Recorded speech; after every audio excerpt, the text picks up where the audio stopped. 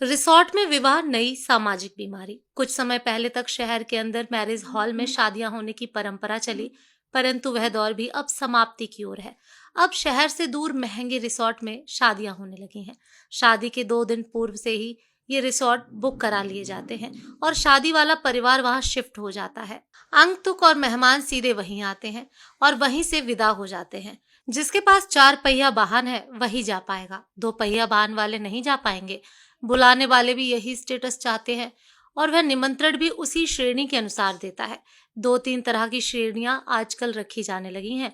किसको सिर्फ लेडीज संगीत में बुलाना है, किसको सिर्फ रिसेप्शन में बुलाना है, किसको कॉकटेल पार्टी में बुलाना है और किस वीआईपी परिवार को इन सभी कार्यक्रमों में बुलाना है। इस निमंत्रण में अपनापन की भावना खत्म हो चुकी है।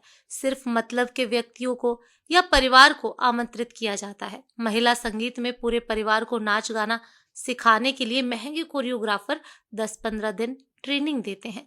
मेहंदी लगाने के लिए आर्टिस्ट बुलाए जाने लगे। मेहंदी में सभी को हरी ड्रेस पहनना अनिवार्य है। जो नहीं पहनता उसे हीन भावना से देखा जाता है, लोअर कैटेगरी का मानते हैं। फिर हल्दी की रस्म आती है। इसमें भी सभी को पीला कुर्ता पजामा पहनना अति आवश्यक है। इसमें भी वही समस्या है, जो नहीं पहनता उसकी इज्जत कम होती है।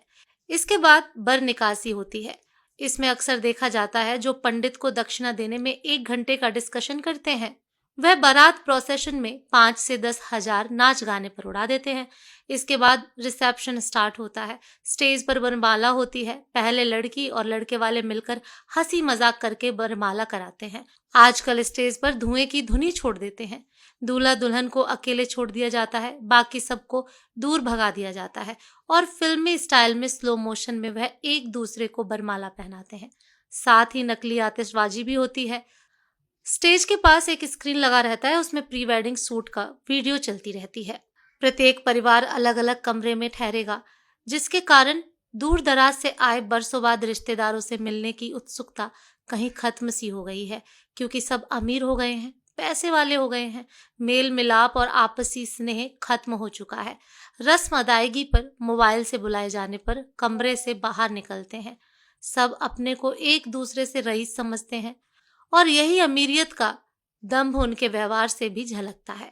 कहने को तो रिश्तेदारों की शादी में आए हुए होते हैं, परंतु अहंकार उनको यहाँ भी नहीं छोड़ता। वे अपना अधिकांश समय करीबियों से मिलने के बजाय अपने अपने कमरों में ही गुजार देते हैं।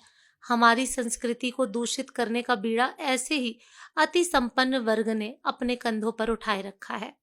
मेरा अपने मध्यम वर्गीय समाज बंधुओं से अनुरोध है, आपका पैसा है, आपने कमाया है, आपके घर खुशी का अवसर है, खुशियां मनाएं, पर किसी दूसरे की देखा देखी नहीं। कर्ज लेकर अपने और परिवार के मान सम्मान को खत्म मत करिए। जितनी आप में क्षमता है उसी के अनुसार खर्चा करिए। 4-5 घंटे के रिसेप्शन में लोगों की जीवन भर की पूंजी लग जाती है। दिखावे की इस सामाजिक बीमारी को अब जातीय वर्ग तक ही सीमित रहने दीजिए। अपना दाम्पत्य जीवन सर उठा के स्वाभिमान के साथ शुरू करिए और खुद को अपने परिवार और अपने समाज के लिए सार्थक बनाइए। धन्यवाद।